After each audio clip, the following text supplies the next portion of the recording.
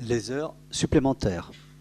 La commune a pris une délibération le 4 avril 2012 précisant les modalités de réalisation et de paiement des heures supplémentaires et complémentaires.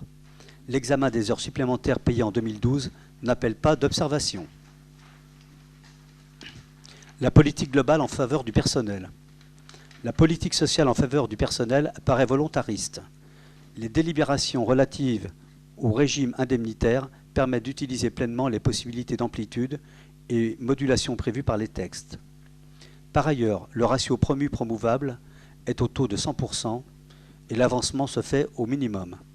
La Chambre rappelle que l'article 78 de la loi 84-53 du 26 janvier 1984 dispose expressément dépend à la fois de l'ancienneté et de la valeur professionnelle de l'agent.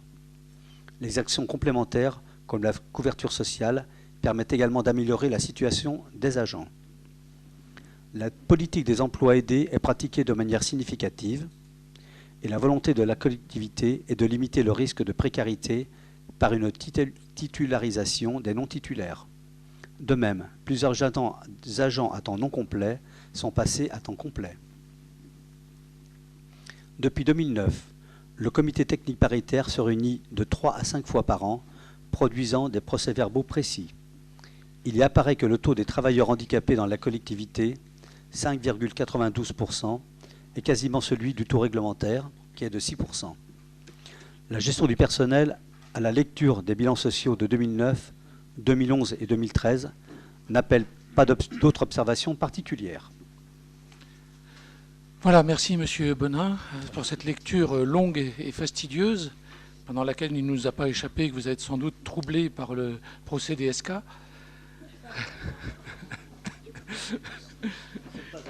Maintenant, si vous le voulez bien, on peut passer au débat, si jamais il y a quelqu'un qui veut prendre la parole.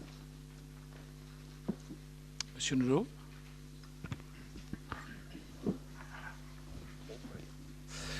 Oui, bon déjà on va pouvoir distribuer quelques bons points quand même. Ça arrive. Par rapport au rapport de la Cour des comptes de 2008, vous avez donc bien rétabli tout ce qui était donc l'écriture comptable et les comptes en général. Donc il aura fallu 2 mandats, mais on en y est rendu, on y est arrivé. L'encours de la dette a été donc légèrement baissé. Maintenant se pose la question des emprunts aussi structuré. Chercher le mot. Structuré, pardon, merci. Il reste encore 2 emprunts. Ces emprunts posent question, entre autres celui de la Caisse d'épargne et celui de Dexia. Donc vous avez pendant ces années-là réussi à renégocier ces emprunts. Il paraît inconcevable aujourd'hui de pouvoir sortir de ces dossiers, puisqu'il nous coûterait donc 1 058 000 € pour sortir aujourd'hui de ce premier prêt du Dexia et 2 700 000 € pour sortir de la Caisse d'épargne. Aujourd'hui, on est mis de côté puisque le premier est entre le dollar et le franc suisse. Heureusement, d'après nos calculs, on monterait au pire à 5%, donc on resterait dans les clous. Maintenant, ce prêt court jusqu'en 2033, donc il reste quand même une sécurisation à faire. Le seul point que l'on pourrait faire, c'est un remboursement anticipé. Voilà. C'est tout ce qu'on peut faire. Oui, alors, vous avez fini non. Non, pardon, allez-y. Je vous répondrai après, point par point. Vous pouvez me répondre aussitôt. Comme vous voulez. Non, sur les DCHF, on est clair. Donc, c'est vrai, vous avez raison, on va jusqu'à 2033, sachant qu'à chaque fois, bien entendu, on a un remboursement de capital qui est un remboursement de capital important. Il faut dire qu'on va rentrer dans la phase structurée que dans la partie 2017, à partir de 2017, et qu'aujourd'hui, les prospectifs sont plutôt favorables. Regardez, puisque aujourd'hui, la Banque nationale suisse a retiré ses capacités de taux plancher, en particulier entre l'euro et le franc suisse, on se retrouve quand même ce soir, parce que je le suis quand même quotidiennement pour voir un petit peu comment ça évolue, on se retrouve quand même avec un spot USB CHF qui ce soir est un petit peu au-dessus de 0,92. Ce qui veut dire que même si aujourd'hui on était dans la phase structurée, on serait toujours à 3,3%. Sachant que derrière, depuis le départ, on a quand même diminué les dépenses d'intérêt d'une manière très très significative, puisque à l'époque où on l'a fait, on était à des taux qui étaient entre 4,5 et 5. Donc chaque année, on a gagné 1,5% au moment où les capitaux étaient les plus élevés. Donc on a évité des dépenses pour un grand montant. Je rappelle de surcroît que la phase structurée définit un taux pour une année et qu'elle est recalculée l'année d'après.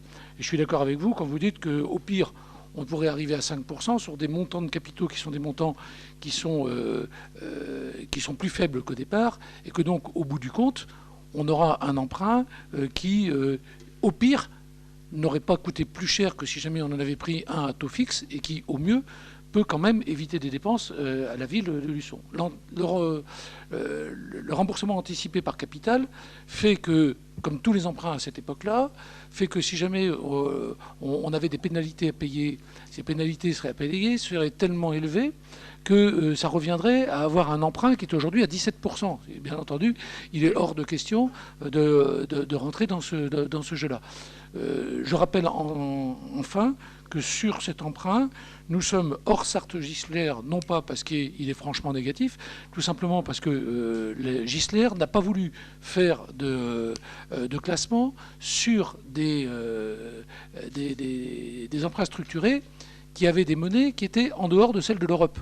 Là, nous sommes sur l'USD-GHF, donc sur la monnaie américaine par rapport à la monnaie suisse, et donc par conséquent, il n'a pas classé. Donc, si vous voulez, pour moi, c'est un emprunt qui n'a pas vraiment sur lequel on n'a pas vraiment de souci à se faire.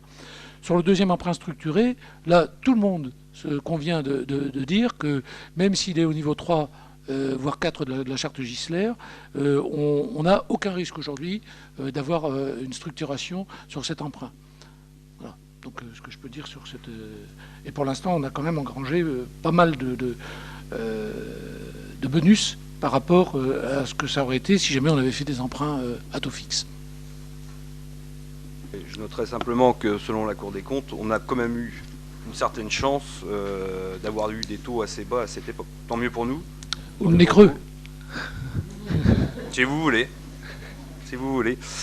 Il y a quand même une question qui se pose sur ces emprunts souscrits entre 2009 et 2013. On peut quand même noter que la ville de Luçon a quand même un souci au niveau des organismes bancaires, puisque entre 7 et 10 établissements consultés, une seule réponse. Non, c'était assez général dans toutes les collectivités. Rappelez-vous un petit peu la période. On peut ressortir les articles de journaux, si vous voulez, de l'époque. Rappelez-vous de la période. Vous aviez la plupart des collectivités qui n'avaient aucune réponse. Parce qu'une fois que Dexia a déposé, eh bien, personne ne voulait reprendre derrière le risque sur les collectivités. Et j'allais dire au contraire, c'était même une chance d'avoir à l'époque la possibilité de pouvoir emprunter, même si on n'avait qu'une seule réponse. Et en plus, ces réponses étaient des réponses qui étaient relativement positives. Je vous rappelle ce qui a été dit dans le rapport de la Chambre, c'est que on a des taux moyens qui sont aujourd'hui des taux moyens qui sont plutôt bons et inférieurs à la moyenne. Pourquoi ? Parce que justement, lorsque les banques diminuent leur taux par rapport aux propositions qu'ils font, c'est qu'ils ont une confiance dans la collectivité.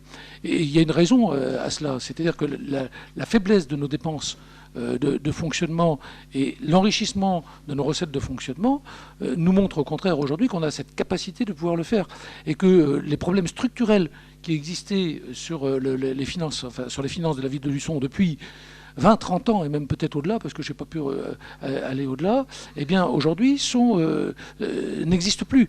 On est donc plutôt dans une courbe vertueuse de ce point de vue-là, qui mettra, mais je vous l'ai déjà dit, encore plusieurs années pour qu'on soit réellement dans les clous qui sont proposés par les autorités. Mais aujourd'hui, quand vous regardez un petit peu quelles sont les améliorations des comptes de la ville de Luçon par rapport aux détériorations de la plupart des collectivités, on peut dire qu'on est plutôt dans une courbe qui est une courbe vertueuse. parlez des renégociations des prêts d'Exia, mais vous avez renégocié un prêt de la Société Générale. Oui. Vous avez vu? Non, mais on n'a pas donné suite, parce que, si vous voulez, la renégociation qui était proposée n'était pas valable. Alors, on s'est appuyé, bien entendu, hein, sur plusieurs avis pour pouvoir le faire. Une renégociation, c'est toujours la même chose. Vous savez, c'est deux partenaires qui vont discuter sur des conditions. S'il n'y a qu'un partenaire en face, c'est sûr. C'est sûr que c'est plus De toute façon, si vous voulez, sur un prêt de renégociation, comment ça se passe? Et on en a discuté ensemble, donc on sait qu'on est d'accord là-dessus. Celui qui prête à la main forte, hein, là-dessus, c'est-à-dire que, bien entendu, c'est lui qui décrit les règles de la renégociation, puisque c'est lui qui a prêté l'argent. Donc, on ne peut avoir qu'une proposition. Là où de temps en temps ça se passe bien, c'est-à-dire qu'on arrive à mettre en face des arguments qui font que la négociation devient positive pour l'emprunteur.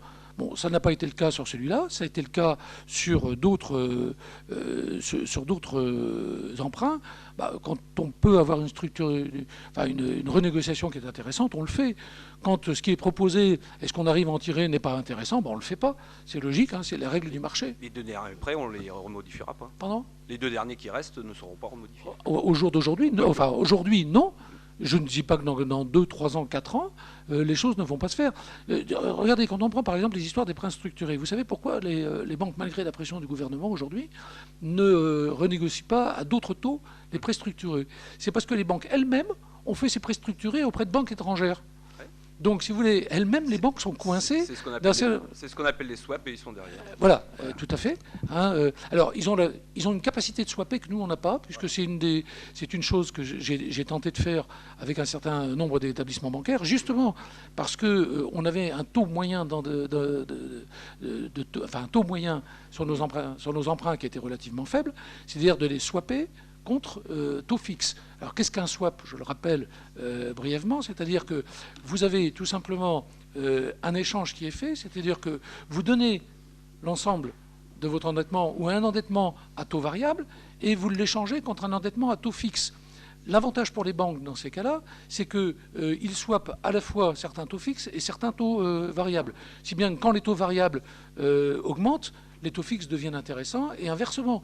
Donc les banques font un équilibre en multipliant et les taux variables et les taux fixes. Ce qui est un peu d'ailleurs notre cas à l'heure actuelle, c'est pour ça qu'on a des taux bas. Bon, aujourd'hui, les banques nous disent l'idée est bonne, mais c'est une chose qu'on ne fait pas, en règle générale, de swapper la totalité d'une dette d'une collectivité par rapport à un taux fixe. Bon, ça ne se fait pas pour l'instant, mais c'est dommage, parce que pour les banques, ça ne changerait pas grand-chose, et pour les collectivités, ça arrangerait quand même pas mal de choses. Bon, c'est la loi des finances des banques. Hein. Dans la gestion courante de la ville, nous préférions des taux fixes tout de suite, même si c'est un peu plus cher, au moins on est sécurisé, au moins jusqu'au bout. Voilà. Quand on fait l'échange des deux, on swap. C'est un choix. Oui. Il y en a qui ont joué et qui ont perdu. Aujourd'hui, on prend Saint-Jean-de-Mont, Saint-Gilles-Croix-de-Vie. Aujourd'hui, ils ont perdu. Oui. Il ne me semble pas que l'argent public doit être joué au casino. Ah, c'est pas tout à fait le casino. On n'en est pas loin. On n'en est pas loin quand même. Maintenant, quand on est gagnant, tant mieux. Alors, quand on est perdant...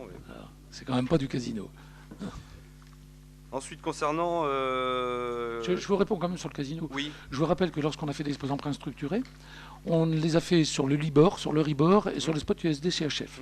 C'est-à-dire qu'on avait les trois grandes monnaies d'équilibre mondial qui, lorsqu'il y en avait un qui bougeait dans un sens, l'autre bougeait dans l'autre. J'avais fait une sorte de swap, avec une possibilité, celle d'avoir justement les taux les plus bas. J'en suis sorti. Pourquoi? Parce qu'à un moment ou à un autre, si vous voulez, les possibilités d'avoir des taux fixes qui étaient beaucoup plus intéressants que ce qu'on avait à l'initial, avec des risques sur certaines monnaies, et en particulier depuis la crise de 2007, étaient devenus, en effet, sur le marché depuis. Mais c'est tout. Mais on avait un véritable équilibre de swap sur la ville de Luçon. Vous devriez être embauché par d'autres villes, alors, parce que quand je vois Saint-Étienne ou des agglomérations de 100 ou 300 000 habitants, vous êtes incroyable. Il faut qu'ils me fassent des propositions. Ah oui, je pense, oui. Ouais. Aujourd'hui, ils embauchent des personnes pour surveiller les taux heure par heure. Concernant les impôts donc, sur la ville,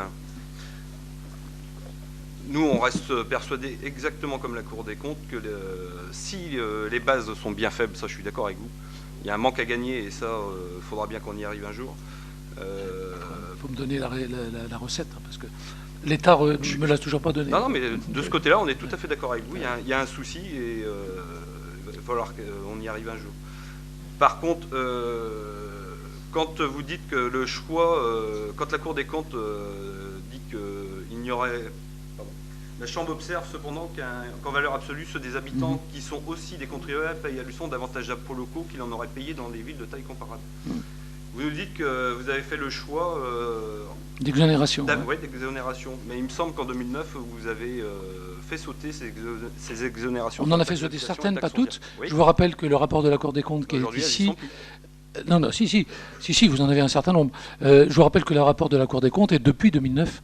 Oui. Hein, donc, si vous voulez, leur observation est celle qui s'est passée après 2009. Et ils emploient bien le conditionnel. C'est la raison pour laquelle, si vous voulez, j'ai fait cette réponse à la Chambre régionale des comptes. Et je vous rappelle que la Chambre régionale des comptes avait toute possibilité, s'il n'avait pas été d'accord avec cette réponse, de la rejeter. Or, elle ne l'a pas rejetée. Ce qui veut dire que ce que je dis là ici est quelque chose qui est validé par la Chambre régionale des comptes. Ils n'ont pas rejeté grand-chose, hein, d'ailleurs. Bah, ils n'ont pas rejeté grand-chose parce qu'il n'y avait pas grand-chose à rejeter dans mes réponses.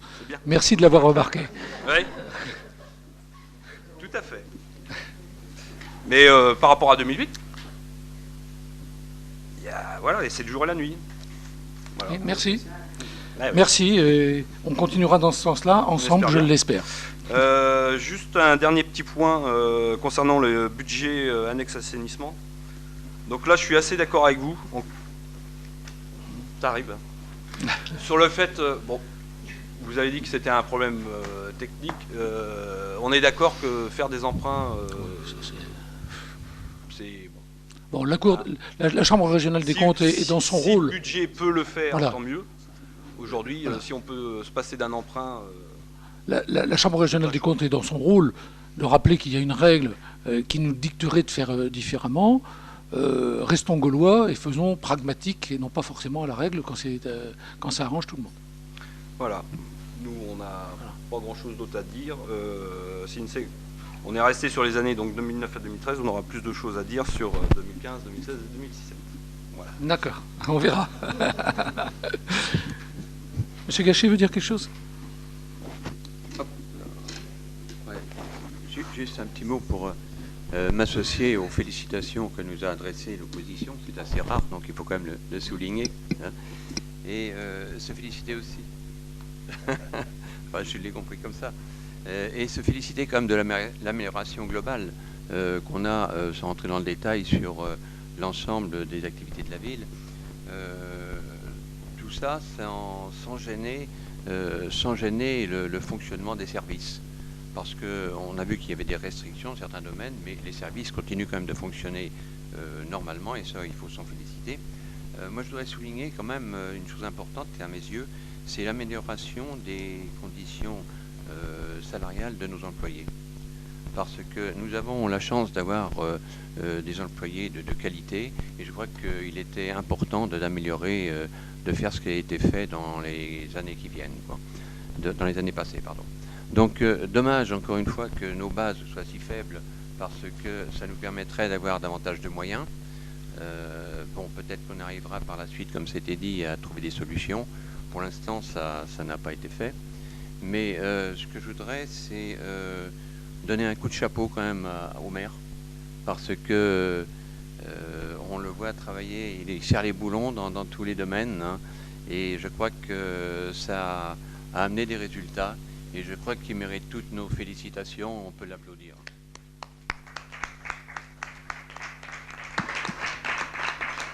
Merci, vous avez réussi à me faire rougir. Quand vous dites vous serrez les boulons, oui, on confirme, oui, on serre les boulons.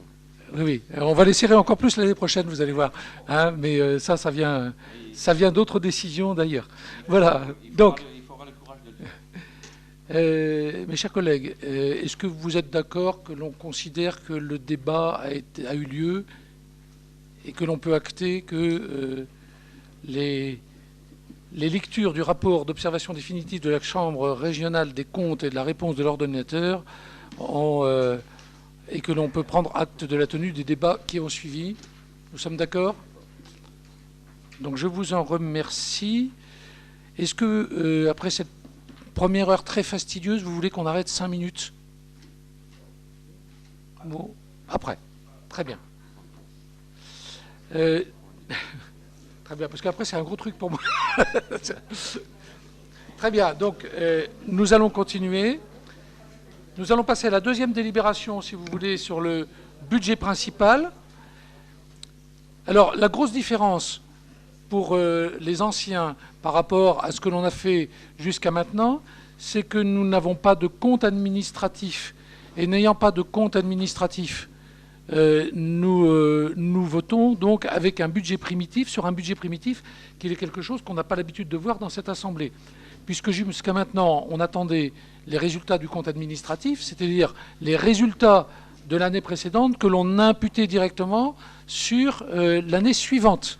Et donc, le budget primitif que l'on a aujourd'hui à voter n'est absolument pas comparable avec ceux qu'on avait jusqu'à maintenant. C'est en fait le budget supplémentaire qui sera comparable au budget primitif. Je suis désolé, c'est un petit peu particulier, mais la volonté de faire ça, c'était tout simplement parce que du fait de la baisse des dotations de l'État, qui vont être relativement importantes, il fallait engager directement les réformes qui étaient nécessaires à l'intérieur de notre structure, de manière à pouvoir absorber ces diminutions de dotation de l'État, et ça le plus vite possible. Je n'ai pas voulu qu'on perde encore 2 mois avant d'engager donc ces réformes. Et c'est la raison pour laquelle on vote aujourd'hui un budget primitif alors qu'on le votait d'habitude 2 mois plus tard.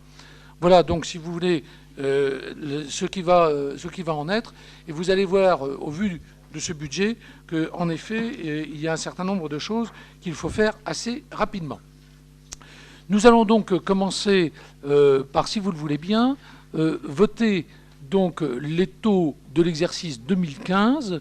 Ce qu'il vous est proposé, c'est, comme il a été promis d'ailleurs par les 2 groupes, par les 2 listes qui se présentaient, de ne pas augmenter les impôts et donc de ne pas toucher les taux d'imposition qui resteraient donc pour la taxe d'habitation à 17,23, à la taxe foncière sur le bâti à 26,87% et la taxe foncière non bâtie à 68,59%.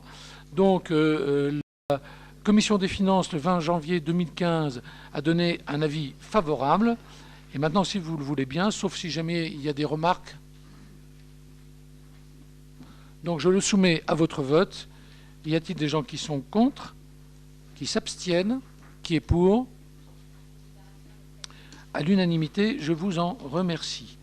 J'ai encore oublié juste une petite chose, excusez-moi, c'est qu'il y avait un pouvoir qui ne m'était pas arrivé jusqu'à moi, qui est donc là depuis le début en fait, du Conseil, c'est celui de M. Guy Caillé, qui est quelque peu grippé et qui a donné son pouvoir à M. Dominique Bonin.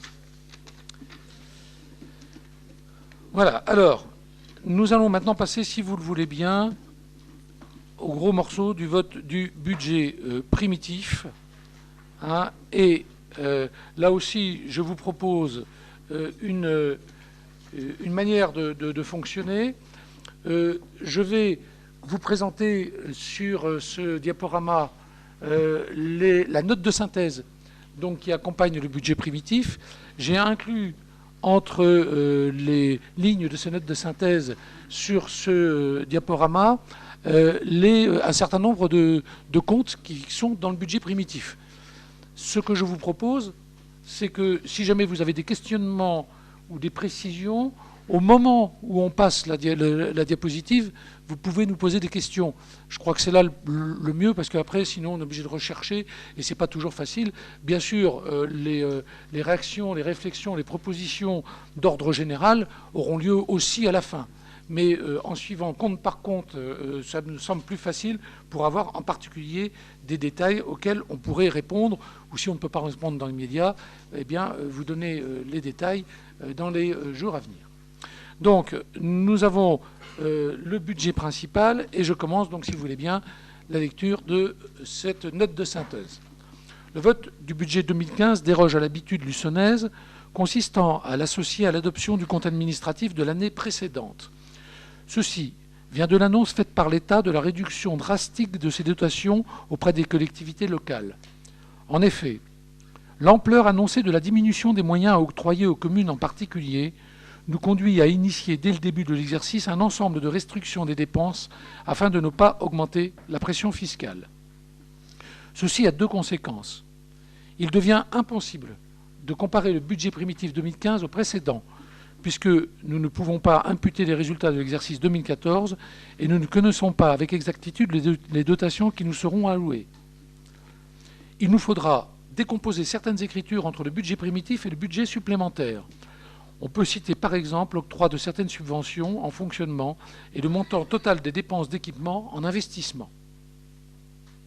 Dans ce contexte, l'équilibre budgétaire du budget primitif de l'année 2015 est proposé à hauteur de 13 355 689,90 €, dont 10 848 689,90 € pour la section de fonctionnement et de 2 507 000 € pour celle de l'investissement. Cet équilibre ne tient pas compte des résultats et des restes à réaliser 2014 qui seront repris au budget supplémentaire en même temps que le vote du compte administratif 2014. Voici l'examen détaillé de cette proposition budgétaire. La section de fonctionnement vous sera présentée dans un premier temps. La section d'investissement sera ensuite globalement puis d'une façon détaillée par opération. Budget principal, section de fonctionnement, et nous allons commencer par les recettes de fonctionnement. Le chapitre 70, c'est le produit des services pour un montant de 525 800 €. Les crédits inscrits correspondant aux recettes provenant de l'exploitation des services communaux, tels que le théâtre, la restauration scolaire et le centre de loisirs. Donc voilà ce que ça donne. Alors, je vous explique les trois colonnes. Prévu 2014, c'est ce que nous avions dans le budget primitif auquel ont été additionnées les différentes décisions modificatives. C'est donc en fait, si vous voulez, le budget primitif corrigé de ce que l'on a observé en cours d'année. L'ordonnance 2014, c'est en fait ce qu'on a réellement dépensé sur 2014. Je porte votre attention sur cette ligne, sur cette colonne, puisque à l'heure actuelle, nous n'avons pas encore toutes les écritures qui nous sont arrivées, et donc vous avez certaines lignes qui demandent à être mises à jour. C'est une des raisons pour lesquelles, d'ailleurs, pendant un moment, je ne comprenais pas pourquoi il me montait 288 000 € sur le 0,12, tout simplement parce que la dernière paye n'était pas passée. Voilà, donc on va le voir si vous voulez globalement. Je vais vous donner certaines indications sur les lignes les plus flagrantes. Si vous avez des questions à poser sur d'autres lignes, bien entendu, je vous le dirai. Sur le compte donc 70, les différences les plus remarquables, c'est sur le 70 631, les redevances à caractère sportif. Vous savez qu'à l'heure actuelle, on a une incertitude sur la qualité acceptable des eaux de la base des Guiffettes. Non pas parce qu'elles se sont détériorées, mais parce que les normes pour ces eaux ont baissé. C'est-à-dire qu'il faut aujourd'hui être en dessous de la présence de certains composants par rapport aux autres années. Et donc à partir de là, on risque de ne pas avoir de recettes sur la base nautique. Et donc par prudence, nous avons retiré les recettes de la base nautique. Donc de 31 000 sur le prévu 2014, nous sommes passés à 6 000 € seulement sur 2015, qui sera peut-être supérieur, et on peut l'espérer. Ensuite, vous avez deux lignes qui sont les lignes 7081 et les lignes 70 841. Vous voyez que d'un côté, on a 49 968 qui ont été ordonnancés, et il était prévu 50 000 €, c'est deux lignes l'une au-dessus de l'autre, vous voyez, 50 000 € qui avaient été prévus donc en 2014. Tout simplement parce que la trésorerie nous a demandé d'imputer les produits de services exceptionnels là où on les imputait à la mise à disposition de personnel. Ils trouvaient que c'était plus adéquat par rapport à l'opération. Et donc en fait, c'est uniquement un transfert d'un compte à un autre. Sur ce 70, des questions ? Non, je vais juste revenir sur le déroulement. Il me paraît compliqué aujourd'hui de voter ce budget principal primitif en ayant les comptes administratifs qui ne sont pas là. Nous, on a fait un travail, on a eu 5 jours pour le faire, on a fait ce travail. On a cherché donc dans tous ces comptes. Aujourd'hui, là, avec un tableau comme ça, je suis incapable de vous répondre. Moi, j'ai ma feuille de route par budget et par recette de fonctionnement, de dépenses de fonctionnement. Aujourd'hui, moi, vous me mettre des chiffres dans le tableau, je ne vous répondrai pas comme ça. Donc, soit vous faites toute votre présentation et moi, je vous pose des questions. Comme vous voulez, hein, c'est parce que c'était plus... Là, on ne va pas avancer. Ouais. En plus, je ne vois pas pourquoi à Luçon, on ne peut pas voter un budget principal en février, alors que dans toutes les communes, ça se vote en février. Oui, alors on est en février, merci. Oui. On n'a pas le compte administratif. Non, mais Luçon était une exception. C'est-à-dire que c'est l'inverse, monsieur Nolot. C'est en règle générale, les villes, les départements et les régions votent un budget primitif et ensuite un budget supplémentaire. On était une exception. Hein, on était une exception parce que ça me semblait plus logique. Je fais cette année quelque chose de différent. D'ailleurs, je vous le dis, je pense que cette année prochaine, je reviendrai à ce que l'on faisait jusqu'à maintenant, parce qu'on aura justement démarré les réformes, j'allais dire, structurelles internes que l'on a à démarrer. Voilà, donc, si vous voulez, on est plutôt, si vous voulez, positif. Par rapport aux autres collectivités, on est plutôt en phase avec les autres collectivités, en faisant d'abord un PP et un BS ensuite. Deuxième point, on risque d'avoir à voter un compte administratif très tard. Vous savez que notre trésorière, vient de partir. Et on a donc une nouvelle trésorière qui est obligée de tout reprendre, puisqu'elle engage elle-même sa responsabilité. Donc on risque d'avoir notre compte administratif vraiment en dernière limite. Donc on aurait vraiment voté notre budget primitif très très tardivement. Je vous rappelle aussi que dans un budget, tant que notre budget primitif n'est pas voté, on ne peut pas lancer la plupart des investissements qui sont des investissements qui sont importants. Or, nous avons à faire aujourd'hui des choses qui sont relativement urgentes, en particulier dans le centre-ville. C'est la raison pour laquelle, si vous voulez, aujourd'hui, j'ai changé cette règle du jeu qui était une règle du jeu quasi que luçonnaise, mais regardez bien ce qui se passe dans les autres communes. Vous avez d'abord un budget primitif et ensuite un budget supplémentaire. Je suis jeudi et vendredi prochain à la région, parce que la région vote son budget primitif. On n'a pas le compte administratif. On fera un budget supplémentaire quand il y aura le compte administratif. Toutes les collectivités font comme ça. Hein, donc c'est vrai que, par contre, là où je vous reçois, donc sur les recettes de fonctionnement, les dépenses de fonctionnement, etc. Oui. D'accord. Donc vous voulez que je déroule et ensuite là, on n'y arrivera pas. On est en corrélation par rapport à l'année précédente. Hein. Oui. Puisqu'on a l'ordonnancé. Nous, on a fait le travail. On posera les questions au fur et à mesure. D'accord. Sur le 70. Produits des services, donc on est à 125 800 €. Les crédits inscrits correspondant aux recettes provenant de l'exploitation... Pardon, attendez, excusez-moi, ça y est. J'étais au 73. Attends, on peut passer au 73 ? Celle-là, c'est une redondance, celle d'après. Chapitre 73. Impôts et taxes, on est à 7 700 479,90. Ce chapitre comptabilise l'ensemble des produits fiscaux perçus par la collectivité. Les bases prévisionnelles d'imposition pour l'exercice 2015 ne sont pas connues à ce jour. Le projet de loi de finances 2014 prévoit une revalorisation des bases de 0,9% contre 1,009 l'an dernier. Ce qui nous donne donc les chiffres suivants. Et vous voyez donc, vous retrouvez les chiffres qu'on vient de donner. On passe donc au suivant s'il n'y a pas de questions. Comment ça se fait qu'on se retrouve deux fois avec les trucs là ? Excusez-moi, oui, non, c'est celui d'après, pardon. Oui, chapitre sur l'attribution de compensation de... oui, excusez-moi, c'est la suite du 73. C'était bien ça. Hein. L'attribution de compensation de la communauté de communes du pays né de la mer, qui s'élève à 1 926 479,90 €, est également encaissée sur ce chapitre.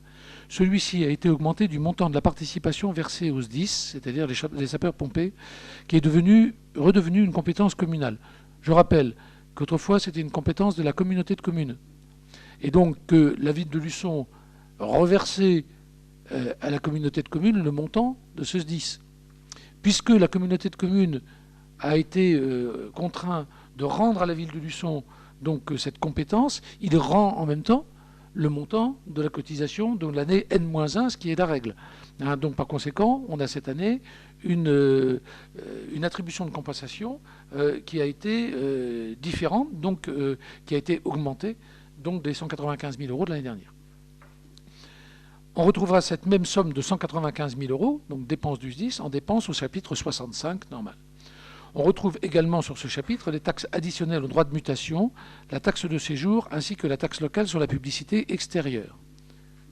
Alors je suis d'accord avec vous que là ça devient assez compliqué quand on voit que on a ici une augmentation de 195 000 €, qu'on va retrouver une écriture qui est d'équilibre sur le 65 et que je vous dis que globalement, on va baisser le 65 parce qu'on va baisser les subventions. Naturellement, quand on regarde que les grandes masses, c'est impossible de s'y retrouver. C'est la raison pour laquelle il est intéressant quand même de regarder le détail. Détail que vous avez donc ici. Là, donc, dans les choses qui sont... Oui, il n'y a pas grand-chose à dire donc, sur ce tableau, hein, puisque ce sont des choses qui sont reprises par rapport à l'année donc d'avant. Hein, sachant que si jamais vous retrouvez ici l'attribution de compensation au même montant, c'est parce que, comme je vous le disais, dans le prévu 2014, vous avez là à la fois le budget primitif et les DM.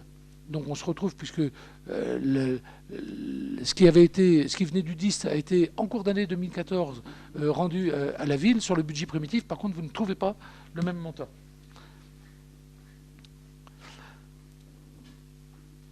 Alors sur les dotations et participations, donc à 2 119 110, nous ne connaissons pas le montant de la dotation globale de fonctionnement. L'État prévoit une baisse des dotations aux collectivités territoriales de 3,67 milliards d'euros. Nous avons donc anticipé une baisse de l'ordre de 200 000 € pour la ville.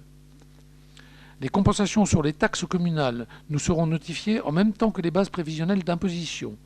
On retrouve également sur ce chapitre les subventions de fonctionnement et les participations, notamment pour le centre de loisirs. Donc vous avez le tableau donc, suivant. Sur ce tableau, on pourrait peut-être donner donc quelques remarques, si vous le voulez, bien que là, si vous avez la taxe additionnelle là, au droit de mutation, hein, que vous voyez, par exemple, le 64,88, c'est que vous avez une forte différence pour une raison simple, c'est que vous n'avez rien ici en bas, puisque en fait, ça c'est le reversement du SMPVA. Or, le reversement du SMPVA, nous n'avons pas la notification.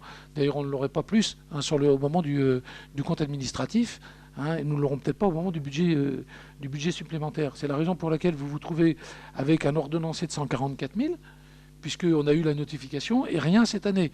Donc c'est vrai que la comparaison entre l'ordonnancé et quelquefois le BP n'est pas toujours le plus simple. C'est la même chose hein, pour le 74-82. Tant qu'on n'a pas les écritures, on ne peut pas les donner. Hein, tant qu'on n'a pas les notifications, on ne peut pas les inscrire. C'est la règle. Non, il y a une autre avant. Non? Ah oui, c'est que tu m'en as passé 2. Pardon, tu peux revenir sur... voilà. Nous ne connaissons pas le montant. Pardon, non, j'ai regardé. 75, c'est moi qui avais tort. Je joue avec ma molette, c'est pas bon. Chapitre 75, autres produits de gestion pour 266 300 €. Le produit des locations d'immeubles est la principale recette de ce chapitre. Le futur déménagement de la trésorerie du centre des impôts a été pris en compte. Ce que vous voyez donc sur la ligne 752, revenus d'immeubles. Et donc on a cette baisse qui est prévue ici. Le chapitre 77, produits exceptionnels. Ce chapitre concerne les diverses recettes, les annulations de mandats sur les exercices antérieurs ou les remboursements de sinistres. Bien entendu, on ne peut pas savoir à l'avance quels sont les sinistres, malheureusement, parce que ça nous permettrait de les éviter. Hein, et donc, là aussi, de toute façon, tant qu'on n'a pas de notifications qui sont faites, on ne pourra pas le faire. Le produit de cession d'immobilisation, même chose. Tant qu'on n'a pas, la cession n'est pas réalisée, on ne peut pas l'inscrire. Donc ça sera dans des DM éventuellement, voire sur le compte administratif. Chapitre 042, opération d'ordre entre sections, pour 107 000 €. On trouve sur ce chapitre les travaux en régie qui ont fait l'objet d'une dépense en fonctionnement et qui seront transférés en investissement, ainsi que la reprise des subventions reçues par la ville pour les équipements qui feront l'objet d'amortissement. Et donc là aussi, vous les avez en dessous. Donc on fait une prévision qui est une prévision annuelle, hein, et qui est tolérée par la trésorerie quand on les inscrit comme ça. On passe, si vous le voulez bien, aux dépenses de fonctionnement. Cette section permet le financement du fonctionnement des services municipaux, l'entretien du patrimoine communal, ainsi que le versement des subventions aux associations. Le chapitre 011, charges générales, pour 2 477 815,90 €. Les crédits inscrits à ce chapitre permettent le bon fonctionnement des services communaux. Comme chaque année, ces dépenses ont été évaluées de manière très prudente, conformément aux mêmes principes présents dans le plan comptable général de 1999 et rappelés dans le préambule de l'instruction M14. Donc sur ce 011, alors ça représente un certain nombre de tableaux, donc que vous avez ici. Si jamais on regarde certaines lignes, vous pouvez être interpellé par, pardon, je suis en train de rechercher, par le 60 624, dans les produits de traitement où on n'a inscrit que 2 000 €, ça vient du zéro pesticide, puisqu'on avait la plupart là ici des produits pesticides. Donc l'année dernière on n'en a pas acheté, et je pense que cette année on en achètera relativement peu, d'où le fait que vous avez 2 000 €. Sur le 60 628, hein, on a une... j'arrive même plus à me lire.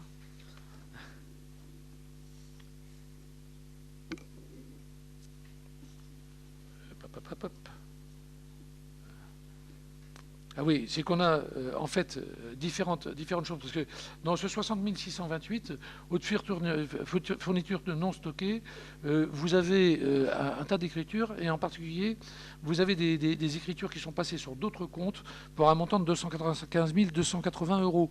Ce qui fait que... pardon, pour un montant donc, qui fait que ça passe de 303 000 à 295 000 €. Parce que vous avez ces changements qui sont en fait des changements d'imputation, demandés d'ailleurs par la trésorerie. Donc, rien de particulier. Ensuite, si vous voulez, sur le tableau donc, suivant, le 61-22, c'est une augmentation du crédit bail immobilier. C'est parce que nous faisons une location de nacelle à l'heure actuelle, donc que l'on a chiffré pour toute l'année. On verra si jamais, au moment du budget supplémentaire, on aura la possibilité de dégager ce qu'il faut pour en acheter une. Mais bon, c'est un montant assez conséquent, puisque là on prévoit 7 000 €, grosso modo, alors que c'est de l'ordre de 55 000 € pour l'achat d'une nacelle. Sur le 61 523, donc entretien des voies et réseaux, l'année dernière on avait fait un curage, on avait continué le curage du pluvial, qui aujourd'hui donc est terminé, donc on a besoin de moins de montants. Et sur le 6184, qui est sur la page suivante, excusez-moi. Sur le 6184, les versements et des formations d'organismes, c'est tout simplement parce que en 2014, on avait un montant qui était un montant élevé, parce qu'on avait eu un certain nombre de formations obligatoires, une formation CACES, que nous n'aurons pas à financer donc cette année. Sur le 6228, le divers, toujours très compliqué. Je pourrais vous donner, si vous le souhaitez, donc un petit peu le détail de tout ça. On a moins 8 000 € parce que la journée de l'environnement les dépenses de la journée d'environnement étaient imputées sur ce compte-là. Et vous avez 20 000 € qui est reporté donc sur les 6 232 fêtes et cérémonies. C'est la raison pour laquelle vous avez cette augmentation importante donc sur le 632 fêtes et cérémonies. C'est pas parce qu'on fait la fête, c'est tout simplement parce qu'il y a des choses qui sont reportées, donc on ne fait rien de nouveau. Sur le 6236, donc catalogue et imprimé, vous aviez un montant qui était un montant relativement important, parce qu'il y avait les livres, les cahiers du patrimoine, hein, pour un montant de 25 000 euros, donc qui bien sûr ne seront pas reportés donc, cette année. Sur le 6283, qui doit être sur le tableau suivant, vous avez frais nettoyage de locaux, donc qui a augmenté tout simplement parce qu'on a augmenté un certain nombre de prestations de nettoyage, en particulier dans les écoles et dans les gymnases. Hein. Et pour terminer, le 62 878, que vous... Non, s'il te plaît. Voilà, vous voyez 35 000 euros, eh bien, qui est passé donc au 6 288, donc la ligne d'en dessous, et tout ça toujours à la demande, bien sûr, du trésorier. Ce n'est pas nous qui faisons ces changements d'imputation. Voilà donc globalement pour le 011, hein, donc vous voyez qui, par rapport à l'ordonnancé, est un petit peu plus élevé et qui demandera donc d'avoir un suivi qui est un suivi particulier pour rester dans les clous. Sur les 012, frais de personnel, on est à 5 194 800 euros. Ce chapitre sera bien évidemment encadré par un recrutement attentif. L'augmentation observable de la masse salariale tient compte de la réforme des rythmes scolaires, de la refonte des grilles des catégories C et des premiers échelons des catégories B imposées par la réglementation nationale. Vous avez le numéro du décret qui apparaît. Outre l'impact que ce décret a déjà eu en 2014, 47 000 euros d'augmentation de dépenses pour la ville de Luçon. Il impose une augmentation de 5 points d'indice majoré, indice servant au calcul du traitement de base supplémentaire en 2015. Ce sera donc l'augmentation de 45 000 euros à inscrire sur les dépenses de la ville. Au total, ce sera 92 000 euros supplémentaires de dépenses en 2 ans qui auront été imposés par l'État. Ça me fait râler, parce que qu'on fasse des choses auprès du personnel, moi je suis tout à fait d'accord. Par contre, quand l'État vous impose des augmentations sans vous donner de contrepartie financière, et derrière qui vous fait en plus de la rétroactivité, vous imaginez un petit peu comment on peut gérer. C'est quand même 92 000 euros qui sont imposés par l'État. Quand je vous disais 200 000 euros de moins de dotation, 92 000 euros ici, rien que sur cette année par rapport à l'année d'avant, sans rien changer, on est avec une baisse de 292 000 euros de moyens, ce qui est quand même imposé par l'État, ce qui est quand même quelque chose de conséquent. Bon, j'ai fait ma colère, je passe voilà. Les augmentations de cotisation, donc pour la CNRACL, de 30-40%, on est passé à 30-50%. Pour l'IRCANTEC, sur la tranche A, on est passé de 3,8% à 3,96%, ça en 2015. Pour l'IRCANTEC, sur la tranche B, on est de 11,98% à 12,18% en 2015. Pour l'URSSAF, vieillesse de 1,75 en 2014, on passe à 1,80 en 2015. Sur l'URSSAF vieillesse, sur la totalité de 8,45, on passe à 8,50. Et sur le CDG, de 0,20, on passe à 0,25 en 2015. Heureusement que l'État n'augmente pas les taxes. Ouais, c'est quand même assez criant. Qu'est-ce que c'est que ce tableau? Pardon. Voilà. Oui, celle d'avant, s'il te plaît. Voilà. Nous avons donc sur le 012 le transfert des chèques restaurants du 011 vers le 012. Alors, c'est-à-dire que là, on va se trouver par contre uniquement avec un transfert du 011 vers le 012 de 88 000 euros. De 80 000 euros. 88 000 euros, pardon. Vous savez que les chèques restaurants sont donc donnés, non, ils sont achetés par le personnel, mais on paye une partie donc, de la valeur faciale de ces chèques restaurants. Hein, donc c'est un avantage qui est un avantage en nature, et qui nous coûte donc 88 000 euros par an, hein, ce qui est une somme non négligeable. Nous allons avoir une augmentation du SMIC de 9,53 en 2014 à 9,61 en 2015, pour les contrats aidés, en particulier les apprentis. Le recrutement de 3 nouveaux contrats d'emploi d'avenir en 2015, 2 pour la brigade verte et 1 pour les ateliers. Ainsi, la ville compte 13 emplois aidés, donc 5 pour les ateliers municipaux, 1 pour le service des finances, 2 pour les espaces verts et 5 pour la brigade verte. Voilà, donc on a sur le 012 le détail. Donc sur le 64 118, vous voyez donc une augmentation, c'est parce que là on a les contrats d'avenir, hein, donc logique hein, qu'on ait cette augmentation. Sur le 6478, Par contre, on a, pardon, le 64, c'est 1478, ça doit être la ligne d'après, excusez-moi, le tableau d'après. Vous avez vu que sur les autres charges sociales, on a une baisse donc, de moitié.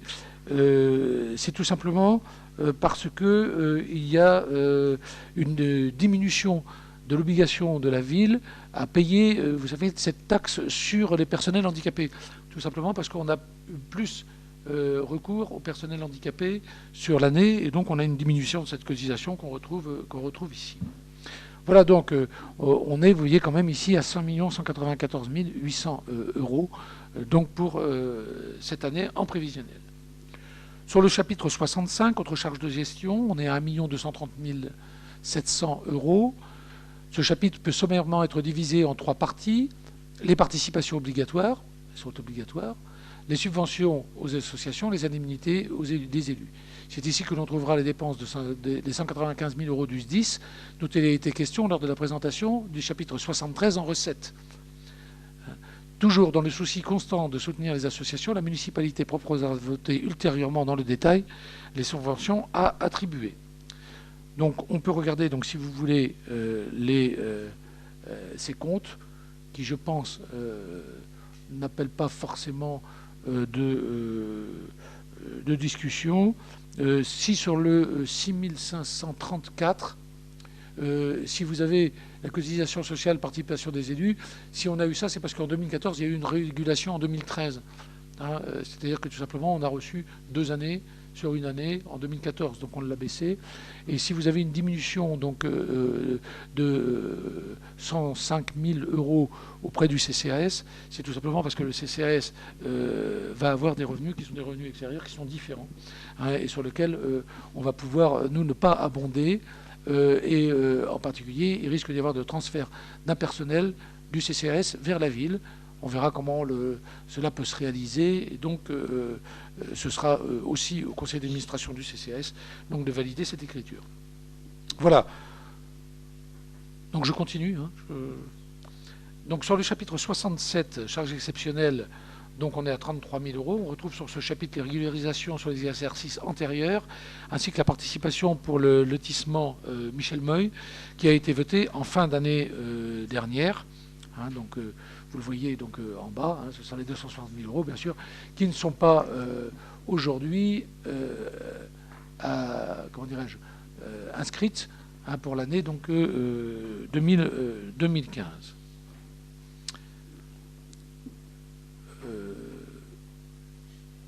0,14, atténuation de produits, donc on est à 64 000 euros. Reversement de la taxe de séjour au profit du Conseil général, 10%, et reversement de la taxe d'électricité au profit du CIDEV pour 25%. Donc vous l'aurez trouvé ici.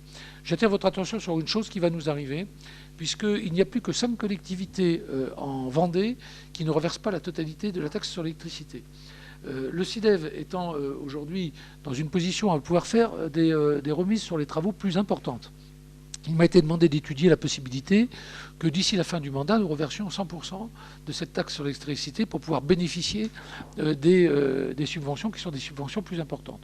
Au bout du compte, quand on regarde, ne serait-ce en 2015, ce que l'on aurait fait, on arriverait à combler la différence entre les subventions supplémentaires et la différence.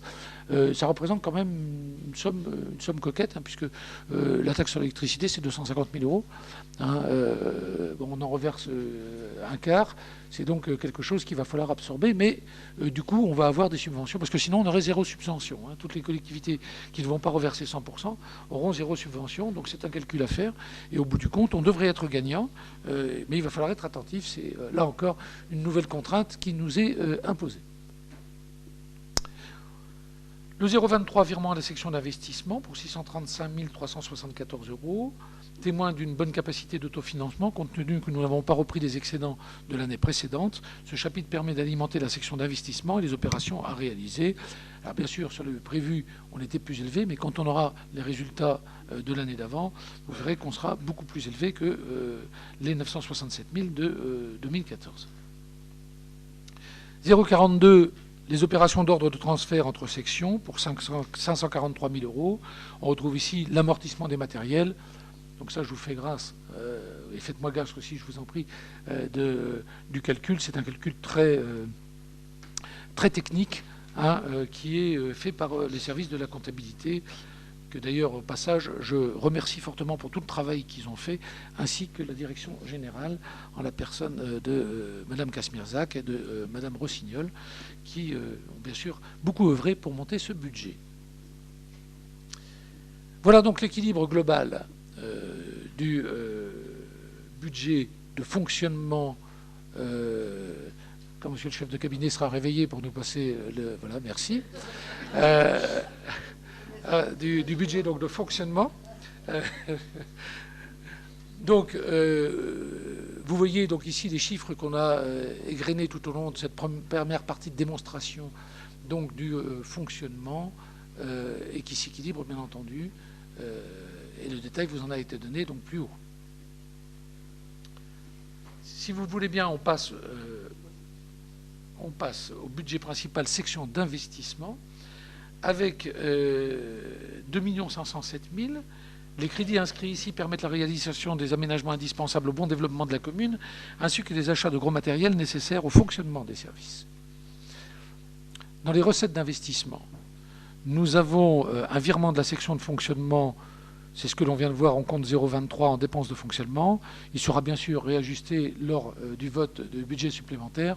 On retrouve nos deux chiffres qu'on avait tout à l'heure. Sur le 0,40 opération d'ordre entre sections pour 543 000 €, on retrouve ici les mêmes montants qu'en dépenses de fonctionnement sur le chapitre 0,42. Logique. Vous avez là le détail. Je ne sais pas si il y a des choses qui vous posent question, mais ça, le technicien en règle générale fait ça d'une manière très rigoureuse. Sur le chapitre 041, les opérations patrimoniales, pour 10 000 €, il s'agit d'intégration dans l'actif de la ville, de la voirie et des espaces verts du lotissement des Bleuets. Bon, là aussi, c'est quelque chose de technique. Alors, vous voyez bien sûr que sur le 166, on n'aura pas de refinancement de la dette hein, cette année. Enfin, peut-être, si jamais les prêts structurés font que d'un seul coup, on a de bonnes surprises. Voilà. Et donc... on prévoit 10 000 € comme ça, et au fur et à mesure, bien sûr, de ce que l'on va faire, on inscrira dans ce chapitre. Les dotations et excédents pour 460 000 €, on retrouve ici sur ce chapitre deux postes, le FCTVA qui est calculé sur la base des dépenses des équipements réalisés en 2013 pour un montant de 390 000 €, et la taxe d'aménagement qui est pour 70 000 €. Alors, oui, vous voyez qu'on l'a vu très très basse, mais là encore, on inscrit un chiffre qui est un chiffre très minimaliste, sachant que les taxes d'aménagement sont bien sûr versées au fur et à mesure qu'il y a des aménagements. Donc là encore, on n'a ni les notifications ni les aménagements. En particulier, on aura ici, on le sait, la deuxième partie donc, de la taxe d'aménagement du centre Leclerc. Et les excédents de fonctionnement, bien sûr qu'on n'inscrit pas, puisqu'on ne les a pas. Emprunt et dette assimilés pour un montant de 678 626 €, alors qui doit permettre de financer les investissements de 2015. On le fera pas en fonction, bien sûr, de l'avancée des choses, mais on l'inscrit, ce qui nous permet donc éventuellement d'en discuter avec les établissements bancaires, qui seront plus d'un pour nous répondre cette année. Dans les dépenses d'investissement, nous avons donc de nouveau des opérations d'ordre entre sections, comme cette somme correspond aux travaux en régie et aux amortissements des subventions d'équipement, comme préconisé d'ailleurs tout à l'heure par la Cour régionale des comptes. Le chapitre 041, opération patrimoniale, pas matrimoniale, patrimoniale, pour un montant de 10 000 €, et donc c'est tout simplement l'équilibre de ce que l'on a vu tout à l'heure dans les recettes de fonctionnement, avec les mêmes commentaires. Sur le chapitre 16, il s'agit là des remboursements d'emprunts, 1 210 000 €. Cette somme correspond au remboursement du capital des emprunts. Si l'on compare cette somme au regard du capital des emprunts nouveaux, c'est-à-dire 678 626, on peut affirmer que l'on diminuera l'endettement de la ville de plus de 530 000 € cette année. Donc on continue le désendettement de la ville. Au chapitre 27, haute immobilisation financière pour 180 000 €. Il s'agit de l'avance consentie à Vendée Expansion dans le cadre du traité de concession du lotissement Michel Moïse. Hein, donc là, je vous rappelle, on avance une trésorerie de 180 000 euros, mais on émet, bien sûr, un titre qui est un titre d'immobilisation, puisqu'on va le retrouver au bout du compte quand on va clôturer ce budget. Ce qui fait qu'on a un équilibre global, qui fait que d'un point de vue budgétaire, c'est complètement transparent. Là où ça n'est pas transparent, c'est d'un point de vue de trésorerie. Et de ce point de vue de trésorerie, on est à l'heure actuelle donc très solide, donc ça ne nous pose pas de problème. Chapitre 20, 204, 21, 23, il s'agit des dépenses d'équipement qu'on a inscrits à hauteur de 1 million d'euros. Ces dépenses, bien sûr, vous seront présentées le jour du vote du budget. C'est bien sûr, là aussi, c'est quelque chose qui sera appelé à bouger le jour où on aura le compte administratif. Vous avez donc le budget global